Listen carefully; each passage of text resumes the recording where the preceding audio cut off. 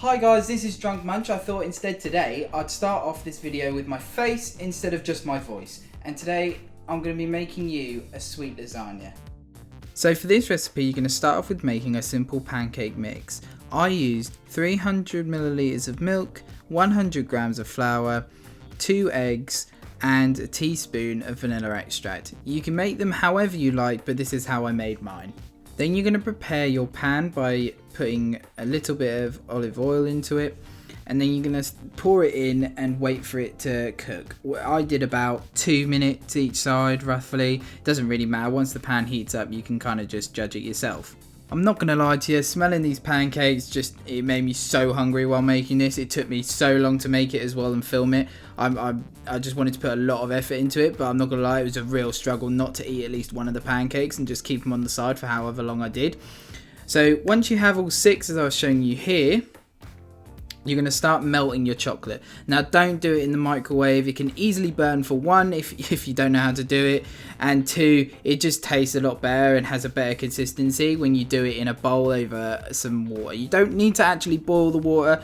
You can just put it over the top and wait for the water to heat up and it will just gradually do it itself. It's actually much better for you to do that because it's less chance of it sticking to the bowl and burning. This is actually the only cooking you're going to be doing, is making the pancakes and melting the chocolate. There is not much else to this other than layering it up and putting it in the oven later, because it is just that simple. That's what I try and do, make simple food and easy food for you guys to make when you're not feeling at your best and you still want to cook something and not order out, and you want to make something that's really good to eat.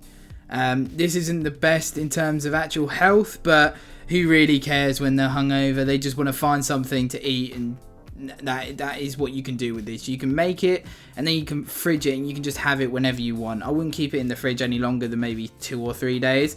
Right, so now I think the chocolate is melted. I'm going to show you, look at this. This is what you want to see.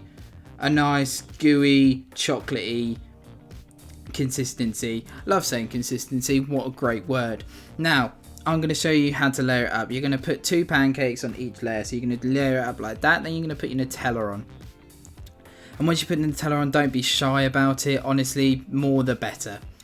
When you're putting the Nutella on, it can get really annoying because it does stick to the pancakes. But after the first layer, it gets easier once you put it on the second. So don't worry about it. It's just something that happens even when you're making normal pancakes. Don't be shy about it, as I said, because the more the better, and it adds to it. Then I added the bananas. You can add whatever fruit you want, but I chose banana because that's what I usually have with my pancakes. Nutella and banana, or just normal Nutella. There is no need to put fruit if you don't want to, but I think it really adds to it. But it still cooks the same and works the same without anyway. And then you start doing the second layer. It's actually quite good if you have maybe a hole or 2 in one of these pancakes, so it goes all throughout. But there is no need. Oh, look at me struggling to put the Nutella on. This is hard to watch for me. Probably not for you. It's quite funny, to be honest. Just look at that. I'm taking my time with it. There is no need to faff about with it. Just make sure it's evenly spread across as best as you can. It melts anyway, so it doesn't really matter. And then you put the bananas on again, and then you put the final layer of pancake on. Now you're going to pull out the melted chocolate. When you're going to pull out the melted chocolate, you're going to put it all over the top with a spoon, preferably, because you don't actually need that much, maybe like 2 big spoonfuls. And then I actually put milk with mine. You don't need to put that much, just maybe like 50 milliliters with it. And then stir it in so it's a little bit runnier so it doesn't burn in the oven. And then I actually came up with an idea on the spot. This wasn't what I was going to do, but I pulled some wafers out the cupboard. And I put them on top. I crunched them. Make sure you crunch them so it evenly spreads across. But you can use biscuits as well, like digestives or hobnobs, anything you like really. It's kind of more of a guide than anything. So don't worry if you're not doing it the exact same way that I'm doing it.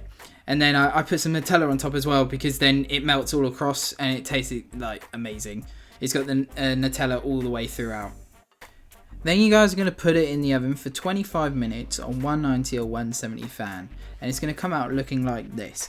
It's crispy on the outside, gooey, hot, and ready to eat in the middle. And it's going to look like this. The bananas are soft, the chocolate's melted. That's what you want to look at. There's nothing burnt on it at all. And I'm actually going to tell you what I thought about it right now. So guys, that's how you make a sweet lasagna, and I'm going to give you my opinion.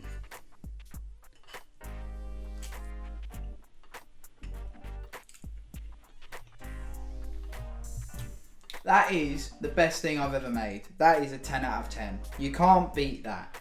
Lastly guys, I just want to ask you to like, subscribe, share and go follow all my social medias down below. Thank you very much and goodbye.